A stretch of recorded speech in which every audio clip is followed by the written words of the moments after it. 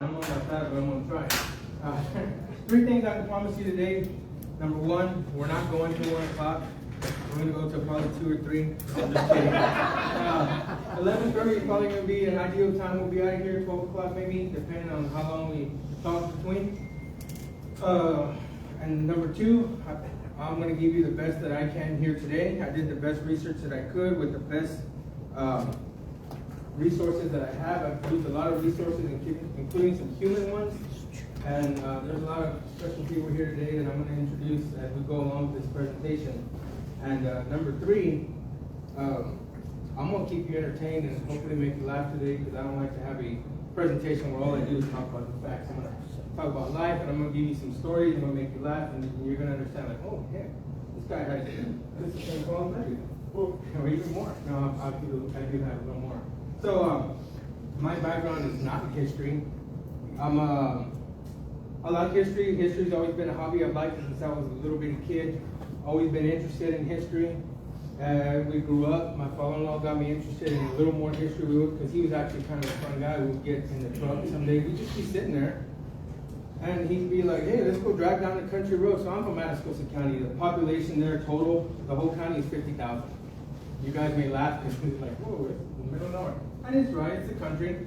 Hey, let's get in the truck and, drink some Lone Star and go find some country cemeteries. Cool, let's do it, right? And we wouldn't get drunk or nothing, but it'd be fun either way. We go to the cemetery, then we got interested in cleaning old cemeteries, finding old cemeteries. We post about them on Facebook, social media, talk about family history. We started getting involved. The guy had a really sharp brain. So I would document. Before he passed, I documented so much, and I got so much from him on our ancestry that, I mean, it's crazy what value the memory has, right? And so, because of him, we have a lot of family history documented on their side that nobody would have known about, but he had a heck of a memory. And then I got the attention of the Historical Commission at home, I guess. And I'm sitting in I worked for the sheriff's office for 22 years in Atascosa County. When I left, I had the rank of captain, and I'm sitting in my office, and the current, at that time, Barbara Westbrook was the current chairperson of the Historical Commission, and she comes in my office. She says, "Hey, you got a minute? Sure, what's going on?" She said, "I'm fixing to retire from the Historical Commission. We're moving, so-and-so." All right, cool. Well, good luck. I appreciate you looking for somebody. And she said, "Yeah, I'm looking for somebody." Well, I start to rack my brain. Well, we didn't start looking for people, and I'm wondering why you talk to me. I guess I'm a county resource officer, and maybe she can come to me. And she says, "Well," the sheriff was David Howard. "Well, I talked to David, and we agreed that you'd be perfect for this." And I'm thinking, she already talked to the sheriff, which means this ain't no negotiable deal. Like this is happening. I said, "Well, let me talk to you." "Well, I already talked to him. He said you'd be good for it, and that you'd be really good at it."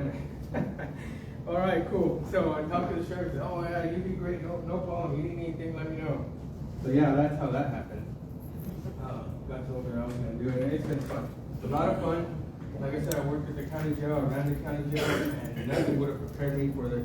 Somebody told me one time, when you get to the history side of things get a little weird. How weird can it be? I run the county jail. Yeah, okay. You get to the history side of things, it get a little wonky. But it's fun. I have a lot of fun doing it. The name of the game is fun for me, doing history. You do a lot of research. I deal with a lot of people. It's great.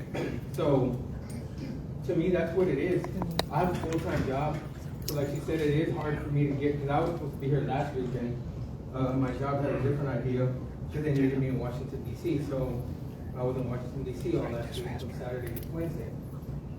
So yeah, I have a full-time job. It's hard to manage sometimes because my job is a lot of travel, but a lot of it is, hey man, I could take off from here to Huntsville and I'm going to stop 10 times because I'm going to see this historical marker, I'm going to see that historic.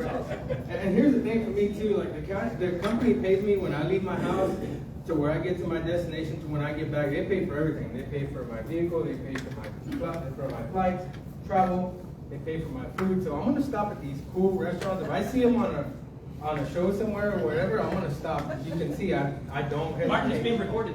Yes. Hey, I'm keeping it clean right now. I said, am I being recorded? She said, yeah, all right. Now I need to know what I need to say and not say. So yeah, I'm aware of this part. But look at this. I mean, yeah, I do stop at the restaurants and I do partake. But yes, I do get to see a lot of historic stuff. Yeah, one of the coolest things I saw was the Cable Mountains. That was awesome. So anybody seen those Cable Mountains in where is that at? Right outside of Crockett County? No, Crockett, Texas. Alto? Houston County. Yes, Alto. Yes, thank you. Yeah, how was John? Went to San Houston Grave. That was cool. All right, so we'll go ahead and get started with the presentation of Ranchos Atascosa. I'm going to talk about a little bit about that, things around it, things that will tell me where I think it's at and why, and different reasons why. And I'm going to use some resources that are on here, some I brought with me. So just bear with me. We're going to get somewhere. It'll get back to it. So, all right, here we go. So Ranchos Atascosa, we have a marker for it. It is on a Poke Strawberry Festival ground right off of Highway 16. If you're driving down Highway 16, it's going to be where you see the Poke Strawberry Festival blinking sign. Right there, just a little catty corner. It's going to be right there in front of the office. It's a beautiful marker. This marker in itself should be history because you'll look at the date on it and it says 2017. Like, what the heck? 2017? We put it up 7 years late? Where was it sitting? Well, my predecessor applied for this and received it. She assigned somebody to do the narrative for it, and the narrative didn't get approved after 2 times, and the state was requiring some things for the narrative. Anyway, it fell through the cracks of the state too, and finally, 7 years later, the marker goes up, which I'm really proud of it. It's a beautiful marker, and I'm glad that it was there. We had a pretty good turnout for that one. So the reason I put it there is because that's where it's at. It's a Navarro survey. So, and the reason I think it's in a good spot, it's in a good potential spot for where the ranch is going to be, is we'll talk about that. So, Ranch of Mission San Jose. Observations made by Fray Gaspar Jose de Solis, the guardian of the College of Nuestra Señora de Guadalupe de Zacatecas. The diary of Fray Gaspar de Solis in the year 1767, 1768. All right, so here it is. This is part of that diary. It says this mission has from 10 to 12 leagues of ranch that is called the Atascosa, where there are about 10 droves of mares, 4 droves of burros, about 30 pair, and about 1,500 yoke of oxen for plowing. It has all the tools such as rakes, plows, hoes, sticks, axes, varas, and all that are necessary, about 5,000 head of sheep and goats. That's a huge ranch. That's a lot to not have, I guess, barbed wire and fence to control it. Because I have only 14 goats, and they're a pain in the butt. You can't put up a fence big enough to keep them in. But anyway, so that's what he's reporting. He's also reporting this. The Indians take care of all this without the necessity of having white people to look after it and administer it. The same Indians serve in the workshop and the carpenter shop, the iron shop, the tinner shop, and the quarry. In short, for all that is to be done in the mission. They are industrious workers and very skillful in everything. They serve as mule drivers, stonemasons, cowherders, shepherds, and in short, do everything. Since they do not employ anyone for anything who does not belong to the mission. Anybody read this before? Seen this before? The nations among whom this mission of Señor San Jose and San Miguel de Guayo was founded in the years 1716 or 17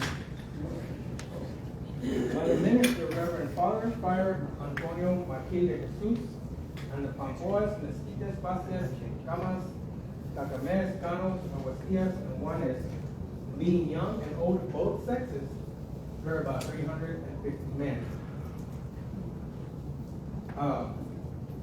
So that's what he writes about the mission and the mission ranch.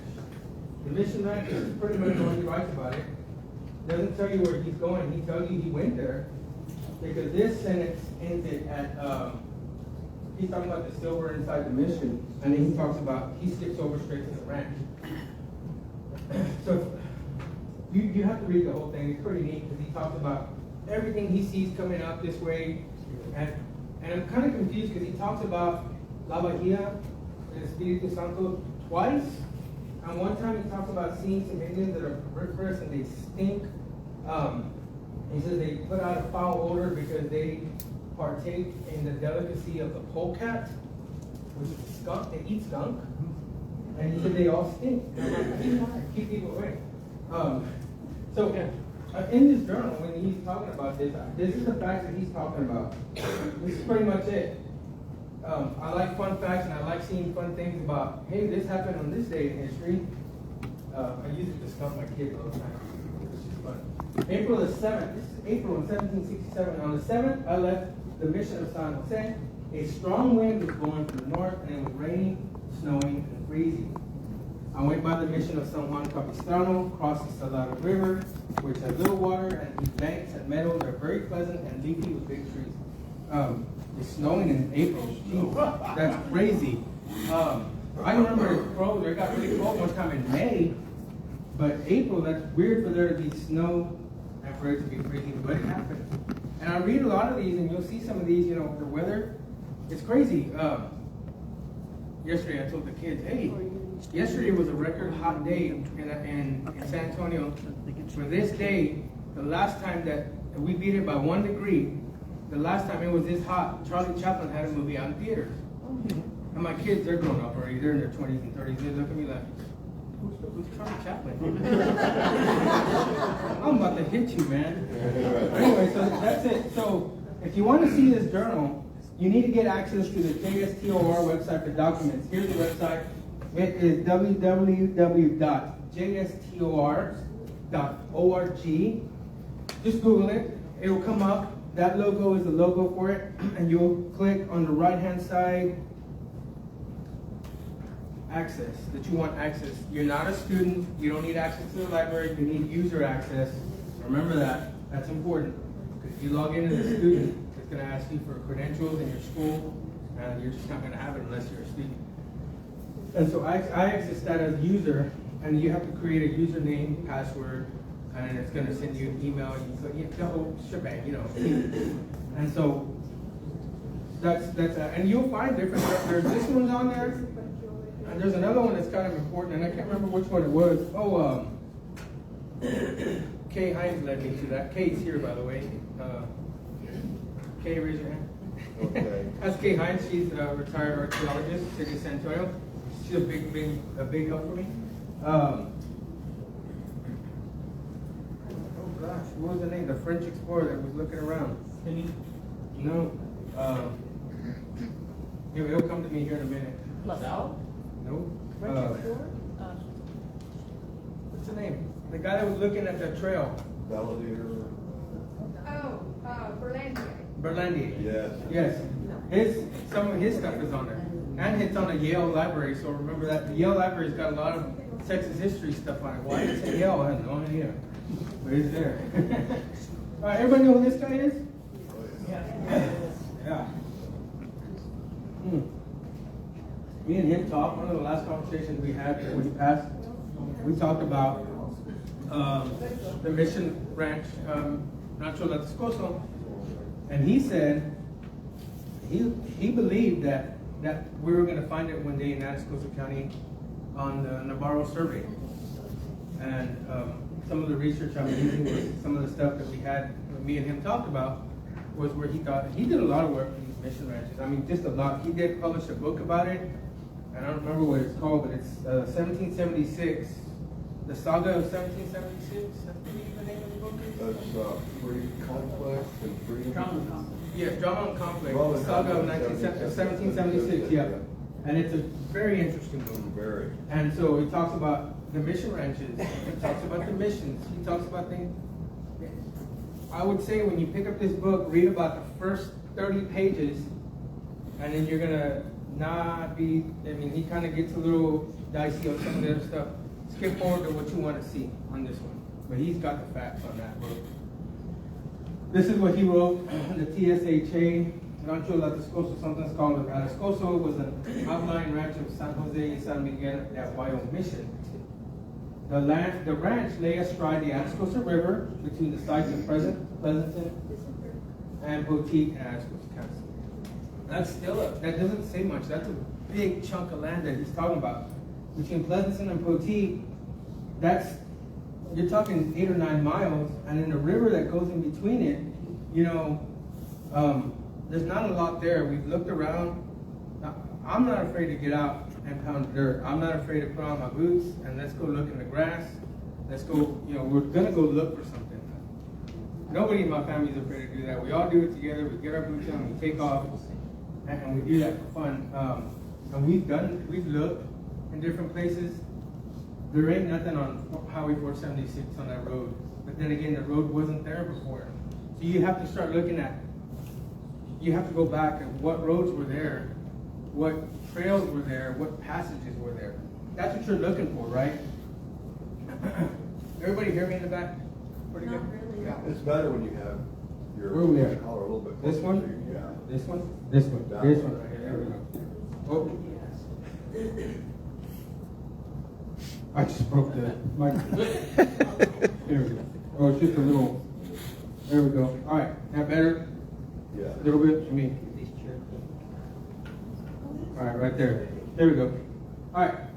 Its land became vacant. In the early 1830s, land that formerly was part of the ranch was deeded under Mexican title to Jose Antonio Navarro, Juan Seguin, Jose Maria Salinas, Joaquin de la Garza, Ignacio Herrera, and others. By 1993, the site of the ranch headquarters had not been archaeologically confirmed. Oh, by 2025, it's still not archaeologically confirmed. So that's a long time, and it's still not being found. He leans towards this one, and we'll go here in a minute. So there is a Navarro survey on the survey map where he gets his land grant, right?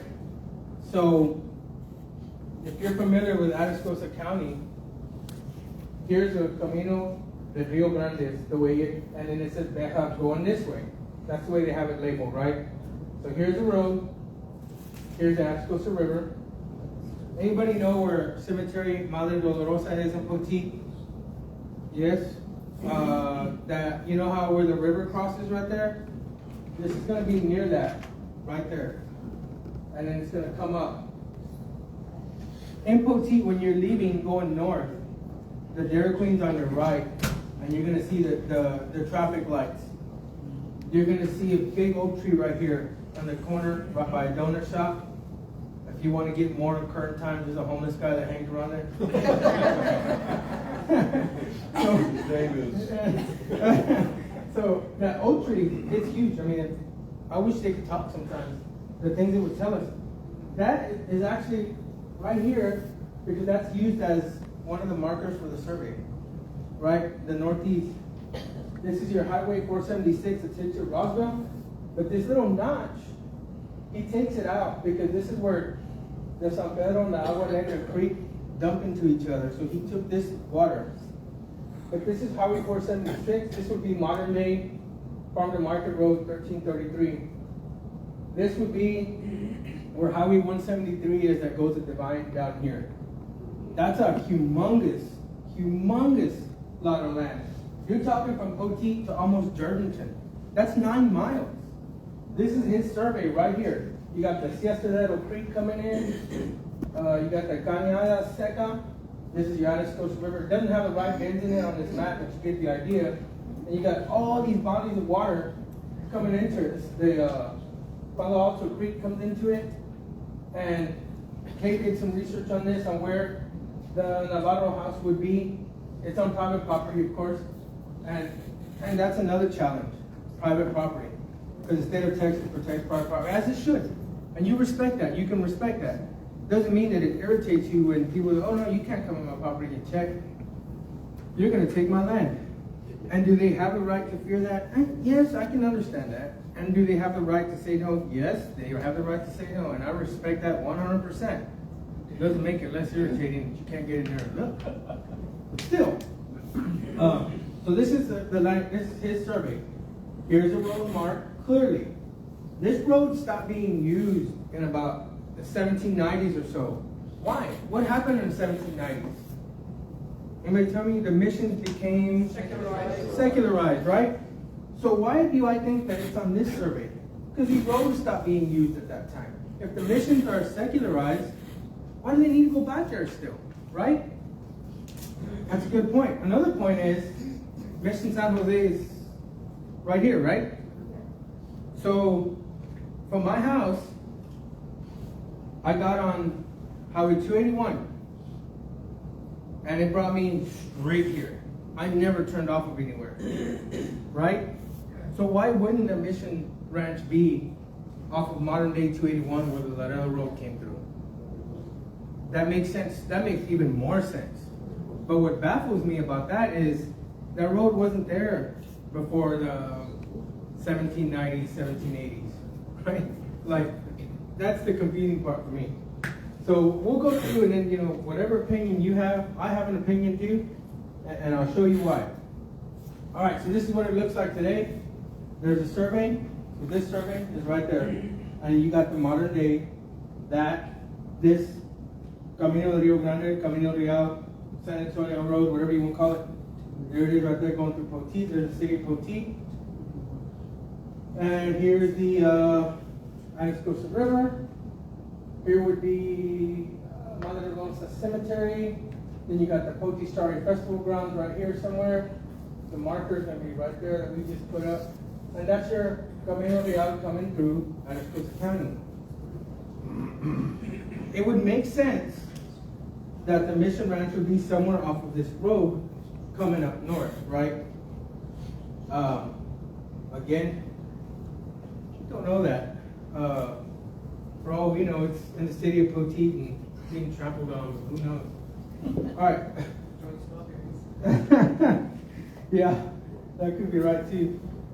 Here's the Navarro house, straddled by the Atascosa River, right there. Here is the Camino Real. Boom. And it would make sense that Navarro would take over. And see, he made a road straight to Beja coming up. You can't see this road on satellite, so he must have not been used a long time. Because you go down this road and it takes you straight through. This is modern day. If you go to Atascosa County, this is modern day Man Road and Newman Road. Give or take a few yards here and there. By a few, I mean about 50. So Newman Road turns into West Gates Valley Road and it just comes straight up. Yeah, I don't know about that one, but this is the Navarro house on private property. This is from McDonald's book, Navarro. And I'll talk about that book here in a minute. So again, here's the road.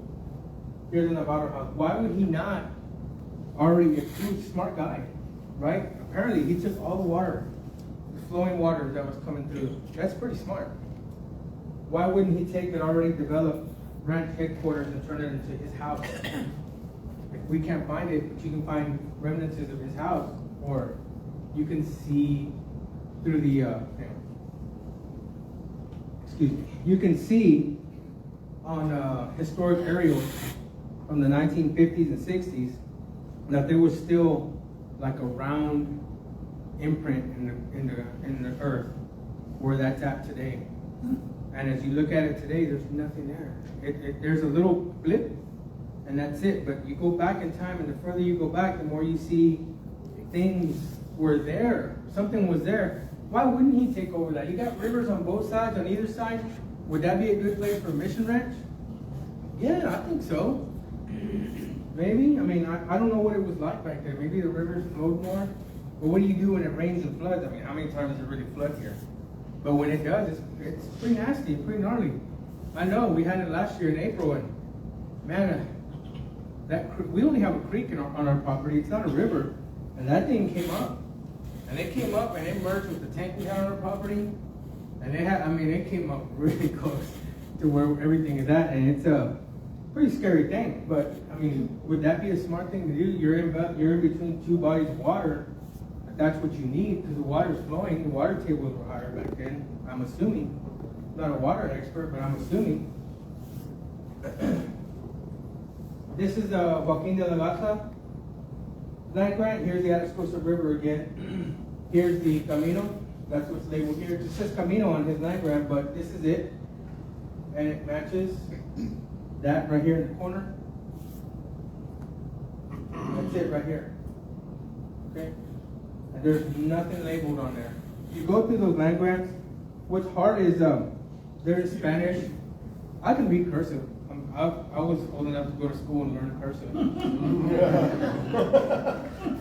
I like to do that to my kids. I'm like, yeah, they tell me something, they want to be smart. Okay, write it in cursive, smart guy. So, yeah, I can read cursive. I can read Spanish. But it's hard to read because it's also faded sometimes. And you'll sit there and it's like, I'll spend hours researching stuff. And I'll sit on that computer and I'll just research it and I'll stare at it and I'll make words and different. It doesn't mention anything about that. So it's not on the Legato tract. I see that. There's a lot of things on the Legato tract, but it's not that. That's an old tract too. That's the city of Poteet. That's the Poteet school. There's a lot of interruption on that. There's been a lot of building on that tract. So we're not going to find a lot on that because there's been a lot of activity since then. The Navarro, I can tell you, the only thing that's on his tract is the Poteet Shari Festival grounds and 2 highways that pass through and sporadic ranches. And there's a ton of cemeteries on that survey now. So the county seat was on his property. The first county seat was on his property for a long time, or for a few years. So not a lot of activity because that was also a humongous tract. All right, so David McDonald, in publication, he writes a book and it's called Jose Antonio Navarro in Search of the American Dream in 19th Century Texas. Who'd read that book before? I'm telling you, if you're into Texas history, you've got to read that book. That book, I wasn't going to read it at first, and it was a gift from Erlinda. Gave me that book. They said, well, you need to read it.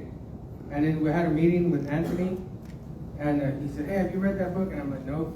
And then Kay asked, hey, have you read it? I think it's time for me to sit down and read this book. So I read the book, and man, it's interesting all the way through. It talks about a lot. In Atascosa County, he talks about the mission ranches, and he is very well researched in this book.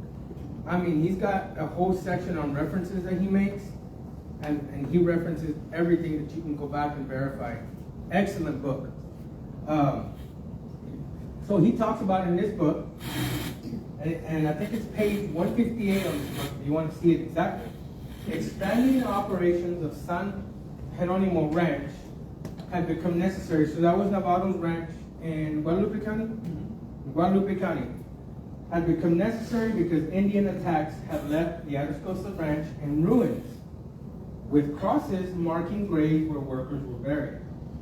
So here's another thing. We're moving on a little bit, right? We're going to veer away from the ranches because we're looking at other things. Indian attacks had left Atascosa Ranch in ruins. So his Atascosa Ranch, why does he call it that? In the book, it references Atascosa Ranch. Well, he references it to the archives in Bexar County, and they're there. Like, he tells you that, right? So why would he call it Atascosa Ranch if he didn't take over La Atascosa? First thing, for me, boom, with crosses marking graves of work. So there's graves there. There's a cemetery there somewhere. Where? I have no clue. There's a grave in Madre Dolorosa Cemetery that, and I look at it, and this is 1839 on it. That would make it the oldest grave in Atascosa County. I've been challenged on that, and somebody said, no, that's not what it said. This is 1939. I've gone back and looked at it. Man, I still see 1839. But none of the other graves around it match that time period.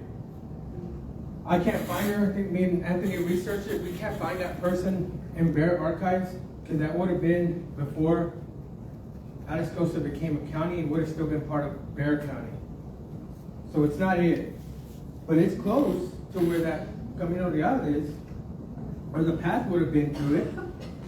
There's a woman that owns that where it crosses the river, and she invited us to look around and see what we could see. I said, are there any graves on your property? Not that I know of, but I don't know what I'm looking for. So when she invited us, it was July or August. I don't know about you guys, but I am going out in July or August, not only because it's hot, you can't see snakes real well, and I don't want to take a risk of, I mean, I have boots for that, but still, you just don't want to, right? You just don't want to do that. It's hot, but I checked in with her in November, and she said, let's let it get a little colder. I think now would be a perfect time to go look on her property, because that's where the Camino Real would cross the Atascosa River. Where are these graves that they're talking about? They got to be somewhere off of that path, right? If somebody's seeing them, and when were they seeing these? That's another question. They're going to be on a Navarro survey, but where were they at? Man, somebody's going to find those in the future, and it's going to be creepy. They're like, oh my God, where did these come from? Because in Atascosa County, they found stuff like that before. Oh my God, we found these, or they found this. Yeah, somebody's going to find them one day. And I told the sheriff, I'm like, that's going to be pretty freaky. And I hope we're here to see it. So there's somewhere in Atascosa County off the Camino Real, I believe. So we'll see. All right, shifting gears a little bit. Clues to finding the Mission Ranch. All right, has anybody seen this in an inscription before that says Kings Highway, Camino Real, Old San Antonio Road, marked by the Daughters of the American Revolution in the state of Texas, AD 1918. Anybody seen this anywhere before? Yeah? No? All right. Have y'all seen these things that are about the size of that speaker and they're pink and they're made of granite stone? Yeah. And they're all the way through the state of Texas. That's what the inscription reads on every single one of them. Except in Atascosa County, some punk decided to shotgun blast one of them and made some damage. Only in Atascosa County, right? The Daughters, this is some text I found because I went looking. All right, let me go back. So those markers are, to me, very important to find the ranch. Very important to find something else we were looking for.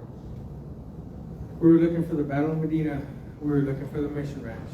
Two things we needed to find.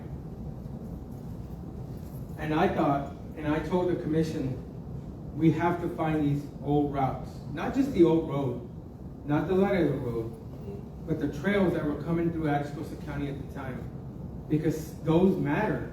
Because these people were, you're not going just through two roads in the county. They're going to traverse, because you start giving land grants to people, they got to make a road to their property. And a lot of the modern day county roads that are, you ever been down a county road in Atascosa? You're like, you don't slow down enough, you're going to go into the garbage. But they're like that because of the land grants. And they just used them as a border, and then the county took them over and they became roads. That's what they are. And we said that we got to find these old roads for us to find what we're looking for. Wholeheartedly believe that then, I believe that now.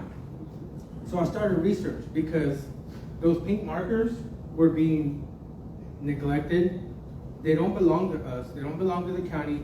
They belong to the state of Texas, which falls under the TxDOT. And until recently, it was a fight just to get TxDOT to do anything in Atascosa County for those markers. They wouldn't clean up around them, so I just told the senator in our area, hey, forget it. I'm not afraid to get out there and get dirty and sweaty. I'll do it. I got kids that I can make do too, Yeah. I had a son that was in the National Honor Society. Hey, you want to earn some hours? Yeah, what are we doing? Donating somewhere? I went, yeah, you're donating somewhere. Get the lawnmower. We're going to go earn some points, kids. And I take him and his friends and I just write them a letter. Hey, they worked this many hours. And I made myself a formula. If it was over 90 degrees, I'd give them 50% higher than hours, so that way just to add to it. But no, they would come out. No hesitation. They would come out and help us clean the markers. We did it ourselves because those markers are important to us. They're important to us, to everybody, to know what was here before. Because if you forget about it, what then? We forgot about it. It gets erased. Somebody could have done something. And I say that all the time. Well, how come they didn't do this? How come they didn't do that? So I don't want to be that how come.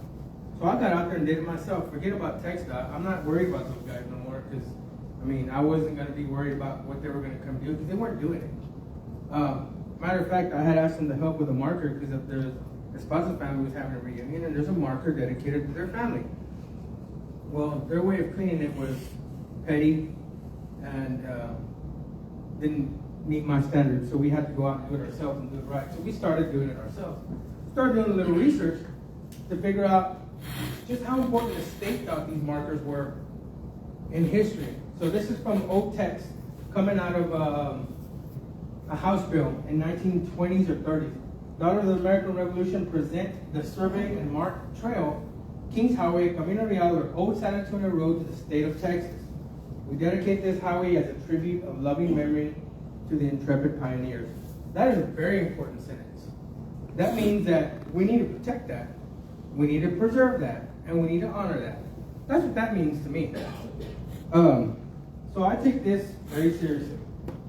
The Daughters of the American Revolution of Texas presented to the state on March the 2nd, 1920, the survey marked an inspected trail over 500 miles in length, framed as a monument to the ages of Texas history, with a permanent chain of 123 granite stones erected every 5 miles from the east to the west, borders of the state, to perpetuate man's struggle for advancement from which has sprung our civilization today. That can't be more true.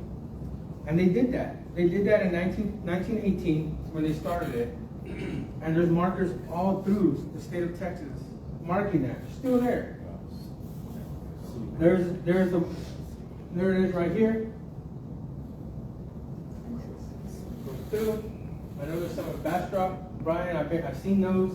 I've stopped here.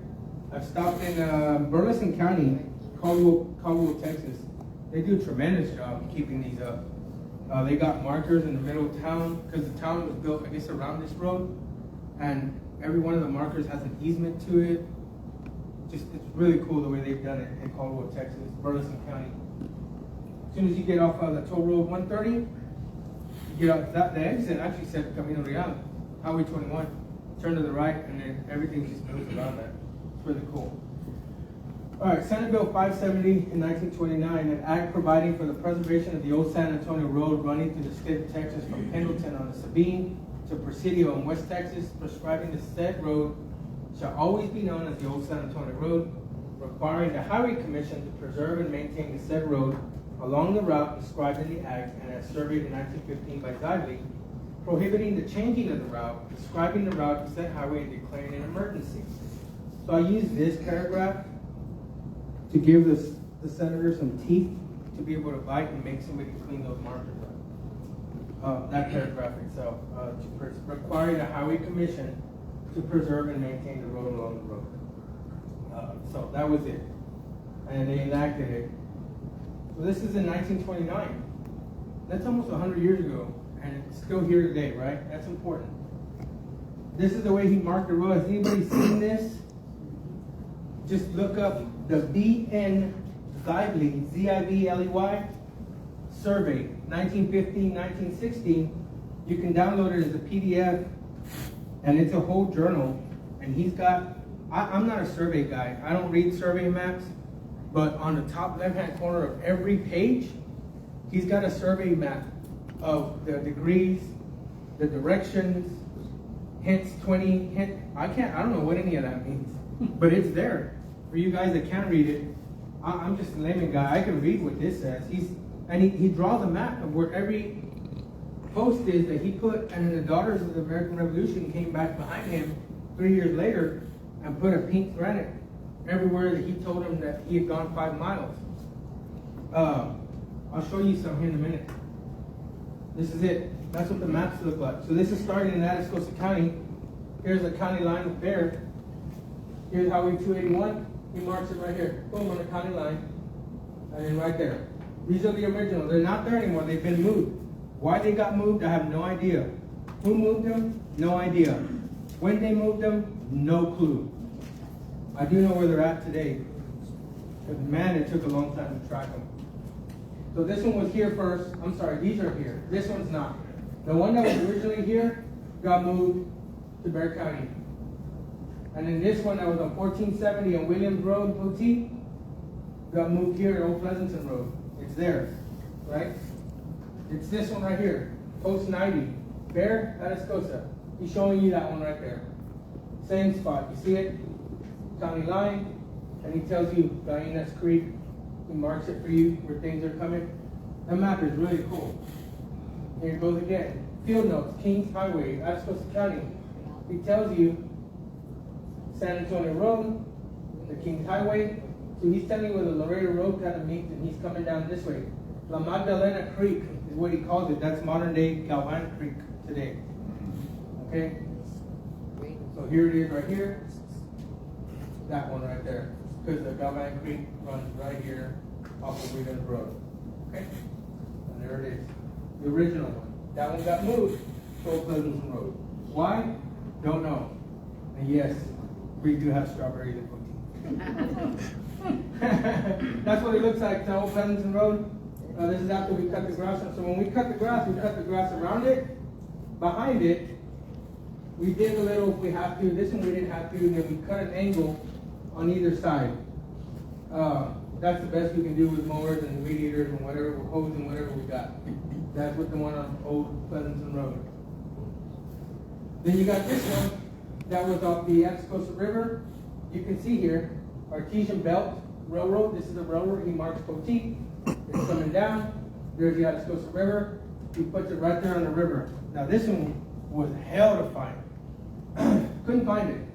We researched. I talked to a guy that lived down that road where I think right down the road. His name is Thompson. He owns Con Orchard, and he didn't know where it was at. It's not on his property, but this guy got his pickup truck and started looking. And he would call me, "Hey, I went by this property today. There's a rock over here, and it might look like it's laying down." I said, "Well, I'll meet you out there." Met him out there. Got the binoculars. Didn't look creepy at all, right? Got the binoculars. I'm like, no. And you know, I told my wife, "Hey, you're coming with me, so nobody thinks I'm a creepy guy." And I said, "Hey, you know people live here?" Yeah. You know, everybody knows everybody down there. He goes and talks to them. They let us come on the property. It's just a big rock. All right, cool. So then this is the help of a man who's retired by the name of Morris Colley in Poteet. Good guy. He does a lot of research, and again, he shoots about 10 times and he hits twice. Hey, but he's shooting, right? He's shooting 10 times, you know, and he's hitting twice. That's good for me. And he'll call me and he'll keep me updated on what he's doing. Hey, I think I found it. What you got? I found an old map. Well, let's check it out. Go to his house to go look at it. He's got an old map. I don't know where the hell he found it, but he found it. Old map. And I'm like, boom, right there. This intersection, that intersection. I don't know, man. You know the guy? Nope. Somebody ended. I don't remember how I got the man's phone number. I called him. Oh yeah, come on, I have it. Holy moly! This is months that we're looking for this. He's got it. And so we went out to his property, and he said, "Hey, I'm not gonna get in trouble for it." No, you're not. Oh, because the constable came out with me. Constable's on the historical commission with us. He's a good friend of mine, and I tell him not to take his vehicle. Anyway, but his vehicle's got, that's the way it is. That's the way it is in Atascosa County. So he comes out and I'm not going to get in trouble with this. No, sir, you're not. Because back in 78, it was already like that, and I just poured cement around it to preserve it. I'm like, that's fantastic. Because he did preserve it, and there it is. He poured cement because it fell. He said it was like that when I bought the property. It was already here. And he said he made a form, and he poured cement around it. This is the base of an oak tree around it. It's a huge oak tree, but unfortunately this tree died and it broke at about 12 feet up maybe. This thing is enormous. That's why they probably put that there. And these are parts of the tree that fell that are laying around it, but this is it. This is that one that was placed on the Atascosa River, and that makes sense. If you're going to put anything on the Atascosa River, that part of the river is really low. So when it floods, it floods. I mean, it really does flood. So this damage was probably done by floods. And it probably got taken away a little, because those things are heavy. I haven't tried picking one up or moving it, because I've hit them before, and yeah, they ain't moving. And yeah, I'm assuming that's what happened here, and that's why they had to move it. Again, don't know when, but you can see part of it broken already. He said it's been the same way since he had it. And I gave him I said, we can do two things, man. We can move it, or, you can keep it. He goes, well, I'd like to keep it. He said, I've already told my kids that, when I go, they're supposed to take care of this. I'm like, fantastic. What else do you need? What else can you ask for, right? I said, the only thing I ask is that I'm able to access it to come look at it. You can come whenever you want to. All right, cool. That's all I wanted. So this is the original spot where it was. And that's where it wound up. That's pretty far and off the trail, I must say. This is 93. Again, he's marking the railroad for you and the Kings Highway and Atascosa River coming off of this one. The Solis Creek is what he's marking it. This is the Salt Branch Creek down in Atascosa County on Highway 16. Would have been right there, and it got moved to Highway 173. Again, we're off the trail a little bit, but it's there now. That's the one that somebody shotgun blasted in. Pumps. That's been like that for a long time though. All right, and you got the next one, marker 94 coming down. He's marking a windmill. Hey, got a mark. Charlotte, 6.5 miles that way, and he's marking the SAU and G Railroad right there for you, which is modern day Highway 97. Right here, modern day Highway 97, right outside of Jordanton. There's a little spur right there, and that's where it used to be. It's right there off of Highway 97 now. Right there. We cleaned it up. The next one. This one's missing. This is the only one we haven't found. He's marking the windmill, but what happens, you notice how he takes this angle down. Look at this one. He curves. So he curved, but he misses it coming up on the other. It doesn't match map for map. The routes don't match up. So we got a missing gap here. He marks it here, and he says that it's by a very old ranch house. There's no ranch house there. It's gone. La Parrita Creek, Deep Dry Creek. That doesn't say much. But here it is, missing gap, and the constable patrols this area, and he looked for it for months. And he asked a lot of people, he talked to a lot of people. We got a lot of help with this. A lot of people are involved and interested in this. Again, like I said, the routes, you see how this one does this?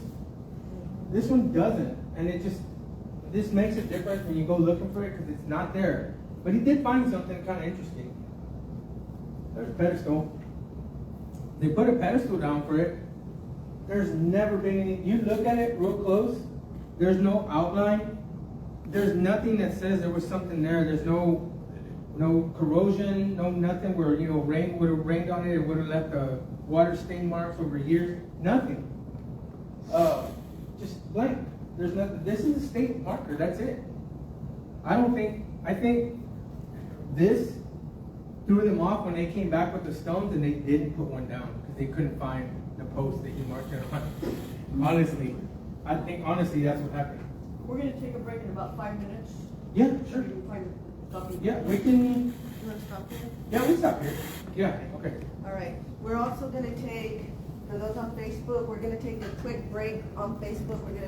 And we'll restart the live when we come back. So we're going to end it right here on Facebook.